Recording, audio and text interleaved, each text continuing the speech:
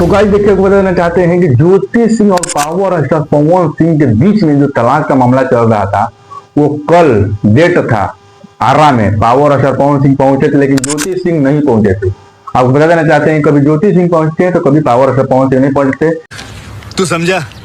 इसीलिए खिसिया गई थी ज्योति सिंह, क्योंकि उस तारीख को ज्योति सिंह पहुंची थी लेकिन पावर स्टार पवन सिंह नहीं पहुंचे थे। इसी की वजह से जो है इस तारीख को यानी 24 तारीख को पेशी मतलब कोर्ट में डेट था मिलने के लिए, दोनों लोग जज बुलाए थे, लेकिन इस बार ज्योति सिंह नहीं गई थी। पावर खिसिया गई थी भाई, जब ज्योति सिंह गई थी तो पावर पवन सिंह नहीं गए थे, लेकिन जब पावर पवन सिंह गई थी तो ज्योति सिंह भी नहीं गए थे। इससे ये फायदा होता है कि अब जो है तलाक उलाक होने वाला नहीं है। कौन है ये लोग? आपको बताना चाहते हैं पावर पवन सिंह कभी पहुंचते हैं कोर्ट में तो कभी ज्योति सिंह नहीं पहुंचते, कभी ज्योति सिंह पहुंचते कोर्ट में तो कभी पावर पवन सिंह नहीं पहुंचते। और लोग झूठों में कह रहे हैं कि ज्योति सिंह मांग की है 10 करोड़, इतना फ्लैट नहीं, कुछ नहीं, ज्योति सिंह की तरफ से एक कुछ नहीं मांगा गया है, क्योंकि पावर पवन सिंह वकील कह रहे हैं, क्योंकि पावर पवन सिंह वकील कह रहे हैं कि ज्योति सिंह की तरफ से कुछ नहीं कहा गया है कि इतना डिमांड है, इतना करोड़ चाहिए, इतना फ्लैट चाहिए, कुछ भी चाहिए, कुछ भी मांग नहीं है। लोग अफवाह न्यूज बना रहे हैं कि ज्योति सिंह की तरफ से इतना करोड़ मांगा गया है।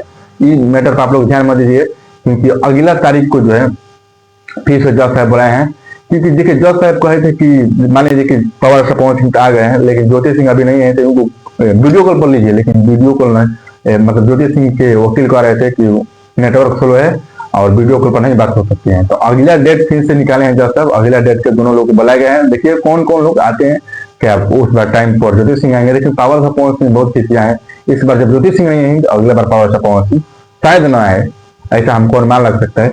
लेकिन ऐसा कितना दिन चलेगा आप बता देना चाहते हैं कि पावर पवन सिंह के वकील कह रहे हैं कि मेरे तरफ से डिवोर्स फाइल हो गया है, मैं मतलब हम लोग तलाक चाहते हैं, लेकिन ज्योति सिंह तलाक दे तो भाई जब दोनों लोग पास आएंगे, जज साहब दोनों लोग को बैठा कर एक टाइम पावर पवन सिंह एक तरफ ज्योति सिंह बैठा कर पूछेंगे कि आप लोग क्या चाहते हैं, कभी तो कुछ मतलब समस्या का हल निकलेगा। जब दोनों लोग एक साथ कभी बैठे ही नहीं हुआ है तो क्या समस्या का हल क्या निकलेगा?